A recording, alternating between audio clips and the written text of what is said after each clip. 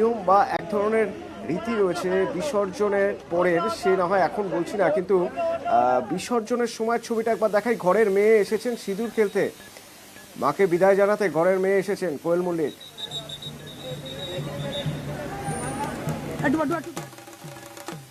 সিঁদুর ওর গালে সিঁদুর লাগিয়ে দেওয়া এবং তারপর মাকে বরণ, তারই সঙ্গে মাকে বরণ এবং বিদায় জানানোর পালা।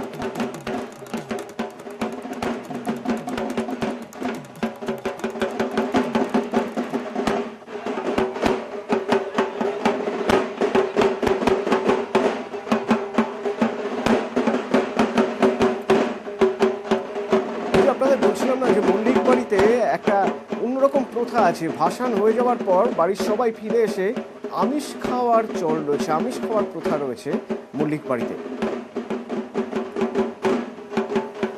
তার আগে এখন ভাসানের প্রস্তুতি চলছে, মাকে বরণ করা হচ্ছে।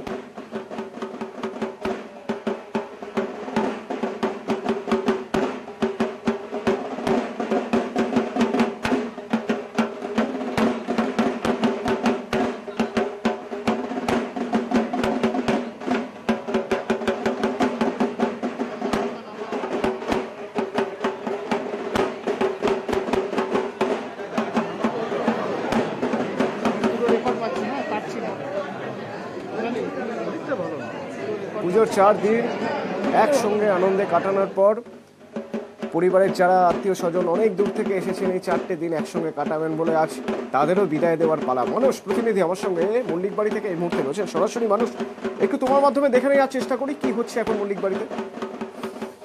অতটু সবার প্রথমে তোমাকে শুভ বিজয়ের অনেক অনেক শুভেচ্ছা। আমরা জানি যে দশমীর বিকেলে এই মুহূর্তে রয়েছি ভবানীপুরের মল্লিক বাড়িতে। আমরা জানি দক্ষিণ কলকাতার মল্লিক বাড়ি মানে যেই সমস্ত পুজোগুলো হয় দক্ষিণ কলকাতায় তার মধ্যে অন্যতম সাবিত্রী পুজো, 99 বছরের পুজো মল্লিক বাড়ি। এবং এই মল্লিক বাড়ির পুজোর কিন্তু নির্দিষ্ট কিছু উপাচার আছে এবং সেটা মেনে কিন্তু দশমীর দিন নিয়মভঙ্গ, বিসর্জন, সিঁদুর খেলা সমস্তটা। এবং সেই উপাচারেই কিন্তু এই মুহূর্তে আমরা দেখতে পাচ্ছি যে সমস্ত বাড়ির সদস্যরা ব্যস্ত, মেতে উঠেছেন এবং মহিলারা একে অপরকে সিঁদুর দিয়ে সিঁদুর খেলায় ব্যস্ত, মাকে পান পাতা দিয়ে বরণ করে নিচ্ছেন। এবং আর কিছুক্ষণের মধ্যে অথবা এখান থেকে কিন্তু গঙ্গার ঘাটে বিসর্জন বেরোবে এবং মাকে তারা ভাসান দিয়ে এসে বাড়িতে নিয়ম ভঙ্গ করবেন। যদিও সকাল থেকেই নিয়ম ভঙ্গ মানে আমিষ পেয়ে নিয়ম ভঙ্গ, সেই পালা শুরু হয়ে গেছে ভোগ নিবেদনের পর। তবে ভাসান দিয়ে এসে তারা বেতের চচ্চড়ি দিয়ে বাড়ির প্রত্যেক সদস্যরা নিয়ম ভঙ্গ করেন, তার জন্য তারা সারা বছর মুখিয়ে থাকেন। এই মুহূর্তে দৃশ্যটা তোমাকে দেখাবো যে বহু দূরান্ত থেকে সবাই এসছেন, অর্থাৎ কেউ বিদেশে থাকেন, কেউ ভিন রাজ্যে থাকেন, সবাই কিন্তু মল্লিক বাড়ির সদস্যরা এসছেন এবং একে অপরের গালে মহিলা সদস্যরা সিঁদুর মাখিয়ে দিচ্ছেন এবং পুরুষরাও কেউ কেউ সামিল হয়েছেন তাতে।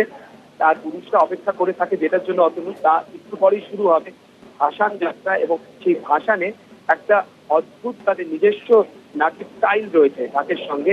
সেই নাচ নাচবেন রঞ্জিত মল্লিকও সামিল হন।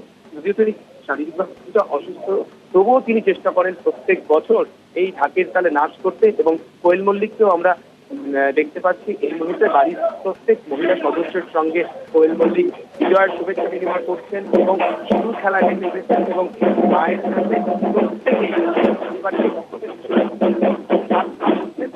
আর এই বিসর্জনের পালা একটু পরে শুরু হবে। এখন ঠাকুর দালান থেকে মাকে নামানোর